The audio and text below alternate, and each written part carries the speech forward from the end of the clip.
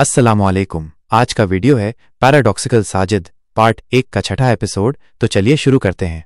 मुशरिकों को जहां कहीं भी पाओ कत्ल कर दो। उसके बाद नीलांजन दिल से एक सच्चे बांग्लादेशी हैं।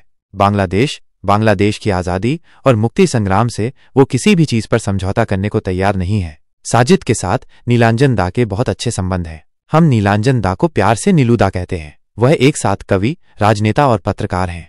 आज साजिद के साथ नीलू दा की एक विषय पर बात होगी। कुछ दिन पहले नीलू दा ने ब्लॉग पर अल कुरान की एक आयत को आतंकवादी आयत कहकर एक पोस्ट किया था। इस बारे में बात करने के लिए हम खुद नीलू दा के घर जा रहे हैं। हम शाम 4 बजे नीलू दा के घर के लिए निकले। उनके घर इससे पहले कभी नहीं आए थे। उनसे मुलाकात प्रेस क्लब और विभिन्न कार्यक्रमों में होती थी, लेकिन वो नील खेत में रहते हैं, ये मुझे पता है। नील खेत आकर साजिद ने नीलू दा को फोन किया। नीलू दा को फोन करते ही दूसरी ओर से एक सुंदर रिंगटोन बज उठी। रिंगटोन में बंगबंधु शेख मुजीबुर रहमान का 7 मार्च का प्रसिद्ध भाषण सेट था। साजिद ने फोन का लाउडस्पीकर चालू कर दिया। हमने फिर से बंगबंधु का वो जाना पहचाना भाषण सुना। बंगबंधु कह रहे थे, हम उन्हें चावल से मारेंगे, हम उन्हें पानी से मारेंगे। इस बार का संघर्ष हमारी मुक्ति का संघर्ष है। इस बार का संघर्ष हमारी आज़ादी का संघर्ष है। लगातार 2 बार रिंग होने के बाद तीसरी बार नीलू दा ने फोन उठाया। नीलू दा ने साजिद को घर का पता अच्छी तरह समझा दिया। बाहर से कॉलिंग बेल बजते ही एक बुजुर्ग सज्जन ने दरवाजा खोला। हम अंदर गए। मैं बता दूं कि हम जिस उद्देश्य से यहाँ आए थे वो नीलू दा को नहीं बताया गया था। नीलू दा के एक गुण के बारे में नहीं बताया गया है। कविता लिखने और पत्रकारिता के साथ साथ नीलू दा बहुत अच्छी तस्वीरें भी बनाते हैं। हमारे कमरे में प्रवेश करते ही बुजुर्ग व्यक्ति हमें सीधे नीलू दा के कमरे में ले गया। लगता है उन्हें यही निर्देश मिला था। हम नीलू दा के कमरे में आके देखते हैं कि वो पेंटिंग कर रहे हैं। मुक्ति युद्ध की तस्वीर लगभग बन चुकी थी। जैतून के रंग की वर्दी में एक सैनिक के बाएं हाथ में एक राइफल, एक अधनंगी महिला के बाल खुले हैं। महिला जीवित नहीं है। सैनिक महिला को खींचकर ले जा रहा है। लगता है जैसे उसे कूड़ेदान में फेंकने वाला है, ऐसा कुछ। पास में एक डस्टबिन जैसा कुछ है। उस पर 4 कौवे बैठे हैं, जैनुल की अकाल की तस्वीर की तरह। हमारी तरफ बिना मुड़े नीलू दा ने कहा, क्यों रे, इतनी धूमधाम से मिलने आए हो? साजिद बोला, अरे माँ, तुमसे कितने दिनों से नहीं मिला, देखने का मन किया तो चले आए। डिस्टर्ब किया क्या? अरे नहीं, मैंने वो नहीं कहा। इतना कहकर नीलू दा ने गर्दन घुमाई और हमारी तरफ देखा। मुझे देखकर नीलू दा बोल पड़े, आरिफ है ना? हाँ, साजिद बोला। अरे वाह, आज तो मेरे घर में चांद का मेला है। तुम तो जबरदस्त कविताएं लिखते हो भाई आरिफ। विचित्र में तुम्हारी कविताएं मैं अक्सर पढ़ता हूँ। नीलू दा के मुंह से ऐसी बातें सुनकर मैं शर्म से मरा जा रहा था। साजिद बोला, जानते हो दादा, मैं उसे कितनी बार कहता हूँ किताब मेले के लिए कविताओं की एक पांडुलिपि तैयार कर, लेकिन वह कहता है उसे डर लगता है। देखो तो दादा। नीलू दा बोले, हाँ, पांडुलिपि तैयार करो। एक बार किताब निकल जाएगी तो देखना, डर वर सब दौड़कर भाग जाएगा। तुम्हारी लिखने की शैली शानदार है। मैं पढ़ता हूं तो बहुत अच्छा लिखते हो। साजिद बोला, दादा, क्या वो मुक्ति युद्ध पर आधारित तस्वीर है जो आप बना रहे हो? हाँ, नीलू दा का जवाब। अच्छा दादा, मुक्ति युद्ध पर मेरी खास पढ़ाई नहीं है। तुम तो फिर इस क्षेत्र के हो। आज तुमसे मुक्ति युद्ध की कहानी सुनूंगा। नीलू दा हल्के से मुस्कुराए, ब्रश का आखिरी स्ट्रोक देकर बिस्तर पर बैठ गए। हम दोनों तब तक 2 कुर्सियों पर बैठ चुके थे। बुजुर्ग सज्जन ट्रे में कॉफी लेकर आए। नीलू दा कॉफी की चुस्की लेते हुए मुक्ति युद्ध की कहानी बताने लगे। 1971 का साल। पश्चिम पाकिस्तान के हाथों प्रताड़ित पीड़ित बंगाली। जब भी उन्होंने अपने अधिकारों के लिए आवाज उठाई, तभी पाकिस्तानियों ने बंगालियों पर अत्याचार और उत्पीड़न किया। नीलू दा की आवाज भारी हो गई। मुक्ति युद्ध की बात आते ही वह ऐसे भावुक हो जाते हैं। वो बताते रहे, यह अत्याचार या उत्पीड़न इतना भयानक हो गया कि बंगालियों को अंततः खुद को और अपनी मातृभूमि को बचाने के लिए हथियार उठाने पड़े। तब गर्म मार्च का महीना चल रहा था। 1000 साल के सबसे महान बंगाली, बांग्ला और बंगाली जाति के कर्णधार, इतिहास के वरपुत्र राष्ट्रपिता बंगबंधु शेख मुजीबुर रहमान ने रेसकोर्स मैदान में सशस्त्र युद्ध का आह्वान किया। साजिद बोला, दादा, तुम्हारे फोन की रिंगटोन में सुनता हूं तो हम उन्हें भात से मारेंगे, हम उन्हें पानी से मारेंगे। बाप रे, क्या भयानक बात है। नीलू दा ने माथे पर गहरी शिकन डालकर कहा, भयानक क्यों कह रहे हो, बल्कि कहो यही बंगालियों का महाकाव्य है। उस दिन अगर इस तरह बंगालियों को प्रेरित न करते तो क्या हमें आज़ादी का स्वाद मिलता? तो क्या जान से मारने की बात? ये तो कानून अपने हाथ में लेने जैसा है। साजिद बोला। नीलू दा बोले, जहां खुद का अस्तित्व ही मिटने वाला हो वहां तू कानून बना रहा है। युद्ध के मैदान में कोई कानून नहीं चलता।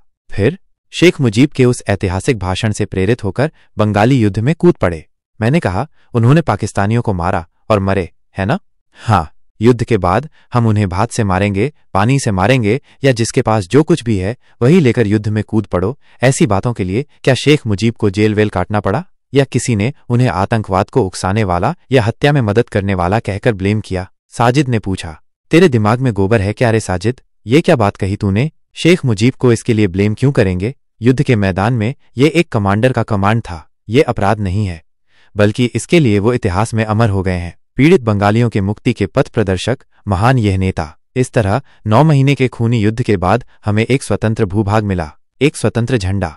अच्छा दादा, ठीक यही काम अगर दुनिया के दूसरे कोने में कोई और करे, मान लीजिए पीड़ित, प्रताड़ित, दलित लोगों के अधिकारों को प्राप्त करने के लिए दुनिया में कहीं और कोई और नेता ऐसी बात कहे, अगर कहे दुश्मनों को जहां कहीं भी पाओ कत्ल कर दो, और इस कमांड से प्रेरित होकर अगर पीड़ित लोग युद्ध में कूद पड़ें, आप उसे किस नज़र से देखेंगे? निश्चित रूप से मैं उस नेता के पक्ष में रहूंगा और उसकी इस काम की प्रशंसा करूंगा। नीलूदा बोले। जैसे मैं चे गुवेरा के संघर्ष का स्वागत करता हूं, मैं जोसेफ स्टालिन, माओ त्से तुंग के संघर्ष का स्वागत करता हूं। ये सभी पीड़ितों के अधिकारों के लिए लड़े हैं। अब साजिद बोला, दादा आप अरबों का इतिहास जानते हैं? कैसा? 1400 साल पहले की बात। अरब के प्रचलित धर्म विश्वास के विपरीत एक नया धर्म विश्वास वहां सिर उठा रहा था। कुछ लोग स्वेच्छा से, बिना किसी जोर जबरदस्ती के इस धर्म के प्रति आकर्षित हो गए। वे दल बदल कर इस धर्म विश्वास को मानने लगे, लेकिन समाजपतियों को ये बर्दाश्त नहीं हुआ। जो लोग इस धर्म को मान रहे थे उन पर ही अमानवीय अत्याचार होने लगे। सीने पर पत्थर रखना, ऊंट के पीछे रस्सी से बांधकर रेगिस्तान में घुमाना, गर्दन उड़ा देना, न जाने क्या क्या। एक समय ऐसा आया जब इस धर्म के प्रचारक और उनके साथियों को देश से बाहर कर दिया गया। ऐसा कोई अत्याचार नहीं है जो उन पर न हुआ हो। स्वदेश और अपनों को खोकर वे तब तबाह थे। 71 में जैसे हमारे दुश्मन पाकिस्तान थे, 1400 साल पहले उस समय मुसलमानों के दुश्मन मुशरिक थे। तो फिर इस अत्याचार, इस उत्पीड़न के खिलाफ खड़े होकर अगर उनके नेता घोषणा करें तुम मुशरिकों को जहां कहीं भी पाओ कत्ल कर दो, तो दादा इसमें क्या कोई अपराध, कोई आतंकवाद झलकता है? नीलूदा चुप है। साजिद बोलता रहा, शेख मुजीब का हम उन्हें भात से मारेंगे, पानी से मारेंगे, अगर बंगालियों का महाकाव्य है या अगर आतंकवाद को उकसाना नहीं है, तो एक और युद्ध की घोषणा के रूप में कहा गया तुम मुशरिकों को जहां कहीं भी पाओ कत्ल कर दो। ये बात क्यों आतंकवादी बात होगी? ये क्यों आतंकवाद को उकसाना होगा? लेकिन हत्या का निर्देश देने के बाद अगली आयत में है, मुशरिकों में से कोई अगर तुमसे शरण मांगे, उन्हें सुरक्षित स्थान पर शरण दो। शेख मुजीब ने क्या कहा था? हम उन्हें भात से मारेंगे, पानी से मारेंगे, लेकिन अगर उनमें से कोई आकर हमसे शरण मांगे, हम उन्हें सुरक्षित जगह शरण देंगे। कहा था? नहीं कहा था। दुनिया के किसी कमांडर ने दुश्मनों को ऐसी सुरक्षित शरण देने की बात नहीं कही, बल्कि निर्देश देता है, देखते ही गोली मारो। मैंने कहा हूं। साजिद बोला, दादा कुरान में और भी है, कोई अगर बिना अपराध के किसी निर्दोष व्यक्ति को मार दे तो मानो उसने पूरी मानवता को ही मार डाला। ऐसी बात दुनिया का कोई इंसान, कोई नेता, कोई किताब में है क्या? नहीं है। 71 में पाकिस्तानियों को मारने की घोषणा करके भी शेख मुजीब अगर आपकी नज़र में महान नायक हैं, तो 1400 साल पहले ऐसी घोषणा किसी और ने की हो, वो आपकी आंखों में खलनायक क्यों होगा, अपराधी क्यों होगा? एक ही बात, एक ही निर्देश के लिए आप एक को महामानव मानते हैं, दूसरे को आतंकवादी मानते हैं। क्यों दादा? सिर्फ क्या धर्म विरोध के लिए? एक की ऐसी घोषणा को फोन की रिंगटोन बना रखी है, दूसरे की ऐसी घोषणा को आतंकवादी बातें, चरमपंथी बातें कहकर ताना मारकर लिखते हो। क्यों? क्या ये फेयर है दादा? हूं।